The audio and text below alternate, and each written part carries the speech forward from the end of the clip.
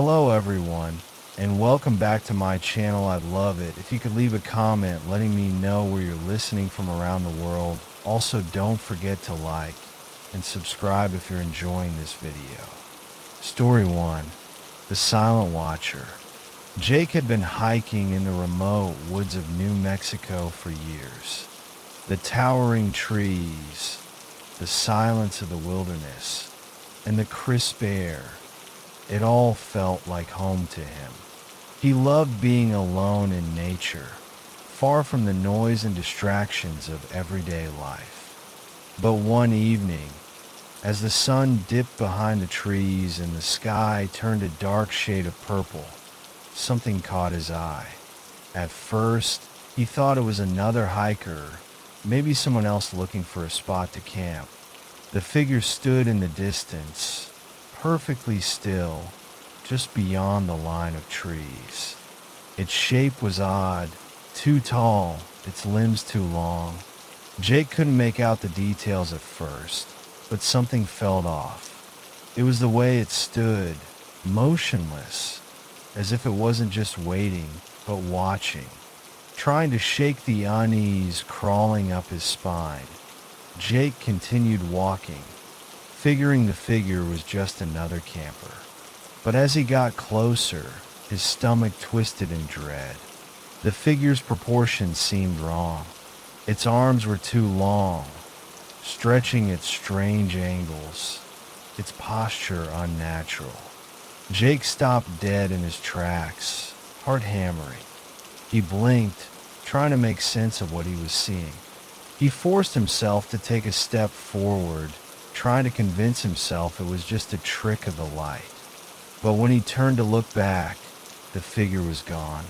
A shiver ran down Jake's back, and he quickened his pace, his footsteps now echoing through the trees as he made his way to his campsite.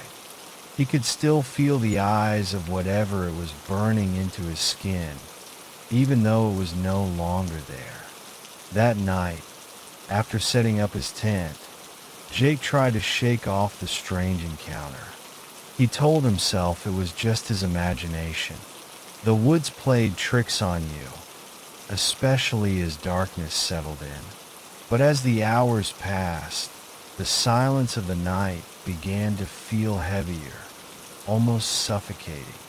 Jake lay in his sleeping bag, listening to the wind rustling the leaves outside, when he heard it. A scraping sound. At first, it was faint, almost like a twig brushing against the tent. But then it came again, louder this time.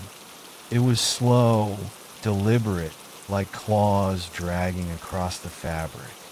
Jake's heart stopped. He held his breath, hoping the sound would fade, but it didn't.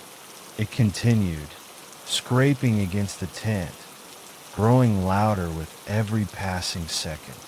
He squeezed his eyes shut, telling himself it was just an animal, maybe a raccoon or a fox. But deep down, he knew it wasn't. The noise was too deliberate, too eerie. It wasn't the sound of a small creature. This was something much bigger.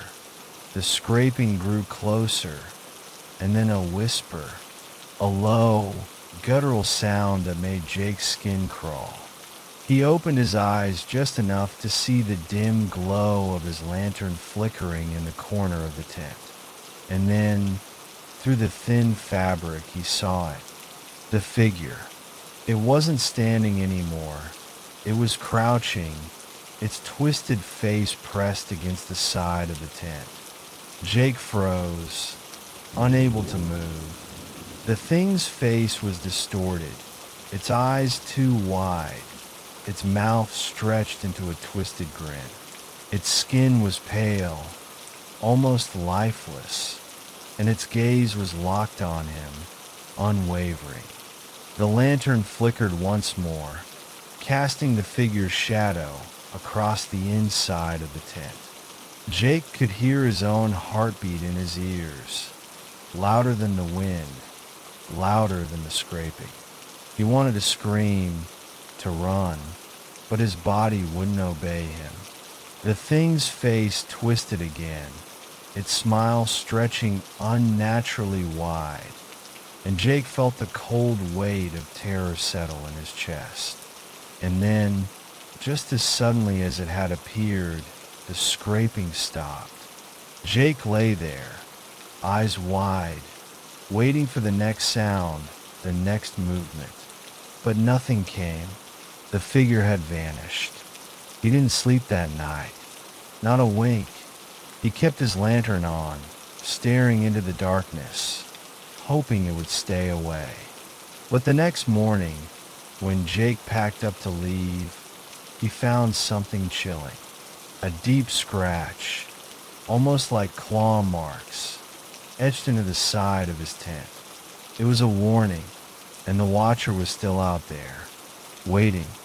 Story 2. The Shapeshifter in the Night. Rachel had always dreamed of a peaceful life, away from the noise and chaos of the city. So when she finally found a small ranch in the middle of the Arizona desert, she jumped at the opportunity. The place was isolated, tucked deep into the quiet hills. It was exactly what she'd wanted. After a long day of unpacking, Rachel felt exhausted but satisfied. She took a moment to admire the view through the window of her new home, the sun setting behind the jagged mountains. But as night fell and the darkness wrapped around the ranch, something strange caught her attention. She heard it, a low, growling noise coming from the barn. It wasn't the kind of sound you'd expect from any animal she knew. It was deep, guttural, and seemed to vibrate through the ground. Rachel froze. Was it a mountain lion? A coyote? She didn't know, but she was curious.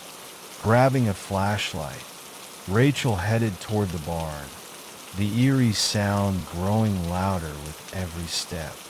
The beam of her flashlight bounced off the dirt path as she walked, her footsteps echoing in the quiet night. Her heart beat faster, but she pushed the fear aside. It was probably just an animal looking for food, nothing more. When she reached the barn, she hesitated, her hand gripping the cold doorknob. The growling stopped, but the air felt thick, as if something was watching her. She took a deep breath and opened the door. The beam of her flashlight swept across the dark interior, and then she saw it, a figure, tall, standing perfectly still at the far end of the barn. At first it looked like a man, but then Rachel saw the eyes. They were glowing red, like two fiery embers in the darkness. Her breath caught in her throat. Before she could even think, the figure moved. It darted toward the shadows with unnatural speed, faster than any human should be able to move. The light flickered, and when it steadied, the figure was gone. Rachel stood frozen, her mind racing. She couldn't move. She couldn't breathe. Her pulse hammered in her ears. She slowly backed away from the barn, never taking her eyes off the darkness. She didn't stop until she was safely inside the house, locking the door behind her. But the fear didn't go away.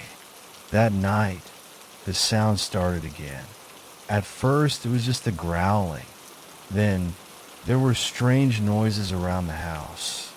Scratching, tapping, footsteps that didn't belong to anything human. Rachel couldn't explain what she had seen in the barn. She had heard the local legends, of course. Skinwalkers, shape-shifting creatures that could take on the form of anything. They were said to be ghosts of people who had crossed the line between the living and the dead. But she had never believed in those kinds of stories. Not until now. Every night, the sounds grew closer. And every night, Rachel couldn't shake the feeling that it was watching her. It was waiting. In the back of her mind, she knew something terrible had found its way to her ranch. And it was just getting started. Story 3. The Infected Family.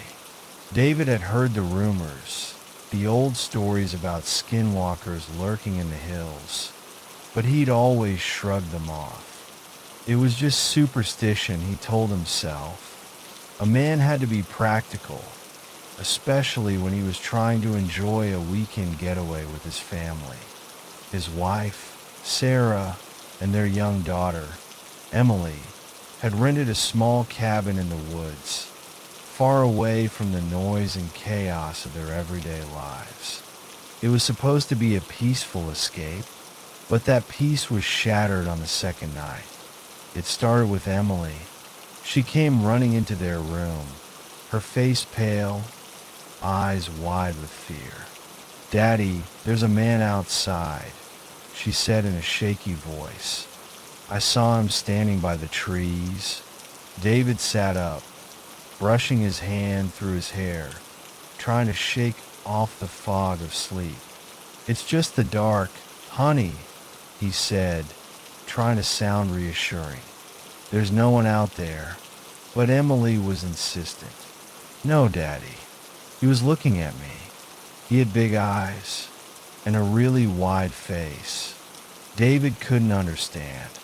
He figured it was just a nightmare, a child's imagination running wild.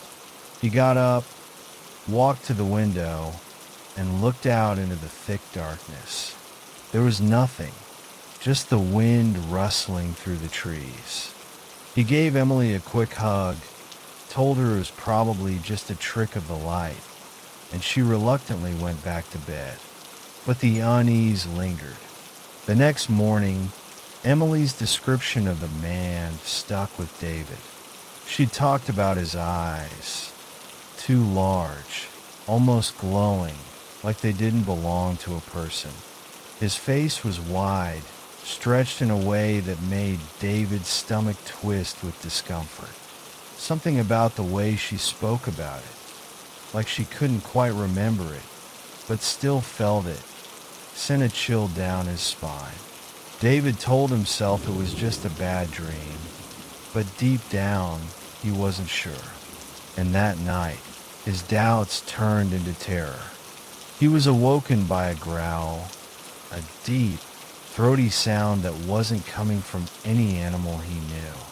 It was closer than the night before, and far more menacing. His heart pounded as he slowly pushed himself out of bed and grabbed his flashlight. He moved cautiously through the dark house, the sound of his own footsteps echoing in the silence. When he reached the back door, he stopped dead in his tracks. The family dog Max was snarling, pacing back and forth, her fur bristling. David could see the whites of her eyes in the dim light, her body tense like she was ready to spring. He looked outside through the small window next to the door.